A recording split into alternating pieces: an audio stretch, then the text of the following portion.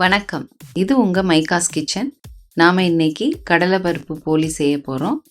வாங்க வீடியோக்குள்ள போகலாம். ஃபர்ஸ்ட் நம்ம ஒரு பவுல் எடுத்துக்கிட்டு 2 கப் மைதா மாவு அதில் போட்டுக்கலாம். அதுக்கப்புறம் அதோட 1/4 டீஸ்பூன் மஞ்சத்தூள், 1/4 டீஸ்பூன் உப்பு, 1 ஸ்பூன் நெய் இதை சேர்த்து முதல்ல நம்ம விரவுவோம்.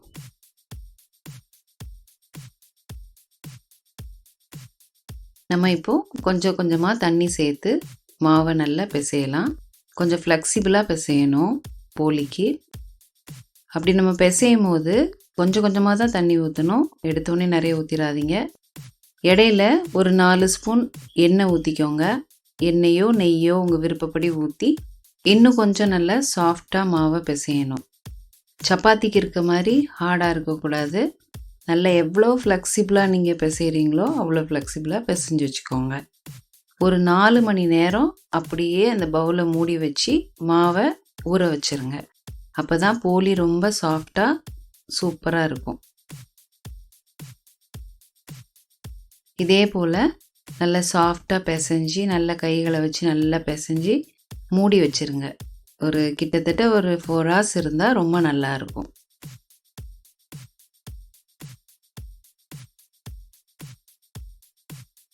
ஒரு கப் கடலைப்பருப்பு எடுத்துக்கோங்க. அதை கிட்டத்தட்ட ஒரு 1 மணி நேரம் ஊற வைங்க. அப்போ தான் பருப்பு நல்லா ஊறி இருக்கும். கொஞ்சம் தண்ணி ஊற்றி நல்லா ஊற வச்சுருங்க.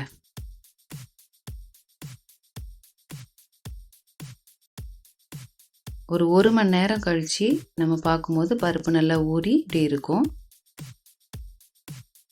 அதுக்கப்புறம் நம்ம ஒரு பாதி முறி தேங்காய் எடுத்துக்கலாம்.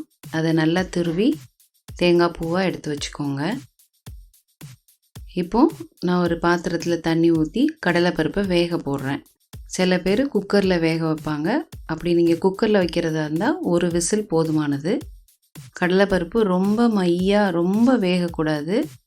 பூ மாதிரி மலர்ந்துருக்கணும்னு சொல்லுவாங்கள்ல, அந்த இது போல் வெந்தால் போதும். நான் இப்படி பாத்திரத்தில் போடுறதுனால நான் அப்பப்போ அதை செக் பண்ணிக்கிடுவேன். இது கூட ஒரு 1/4 டீஸ்பூன் உப்பு போட்டுக்கோங்க ஒரு டேஸ்ட்டுக்காக. நான் மூடி வச்சு வேக வைக்கிறேன். அப்பப்போ அதை திறந்து விட்டு எடுத்து பார்த்துப்பேன். இப்போது இந்த 2 கப் மைதா மாவுக்கு 400 வெல்லம் எடுத்துக்கோங்க. அதை நல்லா பொடிச்சு ஒரு பாத்திரத்தில் நீங்கள் போட்டு ஒரு 1/4 கப்புக்கு கம்மியாக பாதியாக தண்ணி எடுத்து அதை நல்லா கொதிக்க விடுங்க. நம்ம பாகு எடுக்கணுங்கிற அவசியம் இல்லை. நல்லா கொதிச்சு நல்லா அது கரைஞ்சி கொதிச்சாலே போதும். இப்போ பருப்பு வெந்துட்டான்னு செக் பண்ணுறேன்.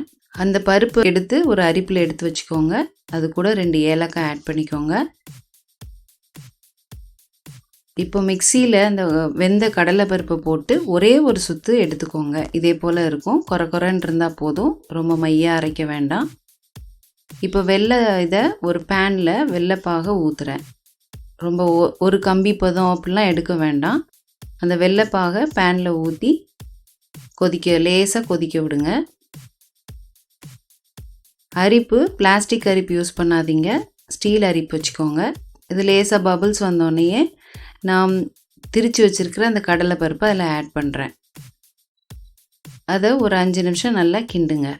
அந்த பாகும் அந்த பருப்பும் நல்லா மிக்ஸ் ஆகட்டும். இது கூட நம்ம திருவி வச்சுருக்கிற தேங்காய் பூவையும் இதோட ஆட் பண்ணிக்கலாம். இந்த பாகு நல்லா ஒருவேளை நீங்கள் கொஞ்சம் தண்ணி ஆயிடுச்சு அப்படின்னாலும் அடுப்பில் வச்சு இன்னும் கொஞ்சம் அப்படியே கிண்டி விட்டிங்கன்னா கட்டியாயிரும். நல்லா கட்டியாக நீங்கள் கிண்டி விடும்போது நீங்கள் ஒரு வேளை ஈவினிங் பண்ணுறீங்கனாலும் அந்த பூரணம் கெட்டு போகாது. அடுப்பில் வச்சு நல்லா கட்டியாக கிண்டி விடுங்க. இதே போல் இன்னும் கொஞ்சம் தண்ணி வற்ற நல்லா கிண்டி எடுத்துக்கோங்க. சில பேர் வெல்லத்தை அப்படி ஸ்ட்ரெயிட்டாக அதில் போட்டுருவாங்க. அப்படி போடாமல் பாகு மாதிரி எடுத்து லேசாக அதை கொதிக்க வச்சு போடும்போது கீழே இருக்க மண்ணெல்லாம் அதில் தங்கிடும். இப்போ மாவு எடுத்து பார்க்கலாம். நான் 4 மணி நேரம் ஊற வச்சுருந்தேன். இப்போ நல்லா சாஃப்டாக நல்லா இருக்குது. நல்லா அதை பிசைஞ்சு விட்டு உருண்டைகளாக போட்டுக்கோங்க. இப்போ பூரணத்தையும் அதே போல் உருண்டைகளாக பால்ஸாக போட்டு நீங்கள் ஒரு தட்டில் எடுத்து வச்சுக்கோங்க. அப்போனா உங்களுக்கு போலி பண்ணும்போது ஈஸியாக பண்ணிடலாம். இப்போ சாப்பிட்ற தட்டை ஒரு கவுத்தி வச்சு நான் மேலே கவர், என்கிட்ட வாழை இலை இல்லை, ஒரு கவர் போட்டிருக்கேன். நீங்கள் வாழை இலை இருந்துன்னா அதில் வச்சு பண்ணுங்கள், ரொம்ப நல்லாயிருக்கும். லேசாக எண்ணெய் தடவிக்கோங்க. அந்த மாவை, மைதா மாவை எடுத்து லேசாக நெய்யோ எண்ணெயோ தொட்டு தொட்டு அதை விரிங்க. எவ்வளோ மெல்லிசாக விரிக்க முடியுமோ விரிங்க. இப்போது நம்ம உருட்டி வச்சுருக்கிற அந்த பூரணத்தை எடுத்து இது மத்தியில் வச்சு இதை மூடலாம்.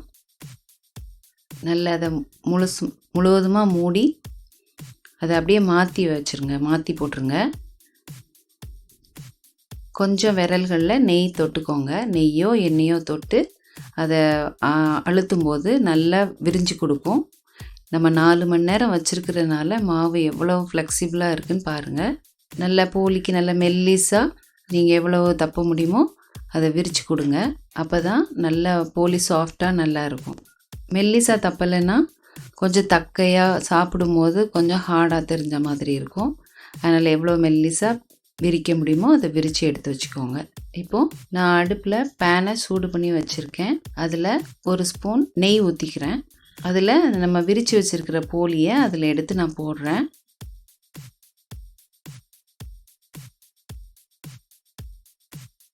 கொஞ்சம் நேரம் வேகட்டும். ரொம்ப வேக விட வேண்டாம். போலிக்கு லேசாக சாஃப்டாக வெந்தாலே போதும். அந்த மாவு வெந்தாலே உங்களுக்கு நல்லா இருக்கும். இப்போ நான் அதை திருப்பி போடுறேன். இப்போ இதுக்கும் கொஞ்சோல ஒரு 1/2 டீஸ்பூன் நெய் ஊற்றிக்கிறேன். உங்களுடைய விருப்பம்தான். மாற்றி போடும்போது இப்படி ப்ரௌனிஷ் கலரில் வந்தோடனே நீங்கள் எடுத்துருங்க. இப்போது ருசியான கடலைப்பருப்பு போலி ரெடி ஆயிடுச்சு. நீங்களும் இதே போல் வீட்டில் செஞ்சு பாருங்கள், நல்லா ருசியாக இருக்கும். பிடிச்சிருந்தா லைக் பண்ணுங்கள், ஷேர் பண்ணுங்கள், கமெண்ட் பண்ணுங்கள், சப்ஸ்கிரைப் பண்ணுங்கள். நன்றி.